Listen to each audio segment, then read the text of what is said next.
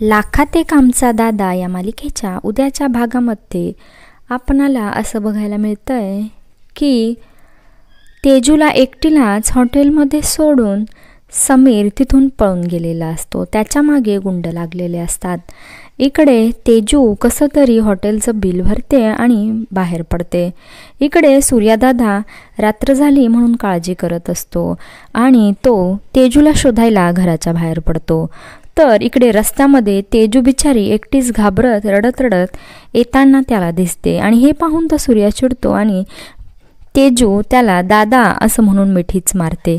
तेजू झालेली सगळी हकीकत सूर्याला सांगते आणि तेवढ्यात तिथे पळत समीर सुद्धा आलेला असतो आणि समीरला पाहून तर सूर्याचा पारा अजून चढतो आणि त्याचं काहीही ऐकून न घेता सूर्या समीरची कॉलर पकडतो आणि समीरची धुलाई करतो। आता समीर स्वतःला वाचवण्यासाठी काय खोटं सांगणार हे पाहणं खूप रंजक ठरणार आहे। चॅनलला सबस्क्राईब नक्की करा।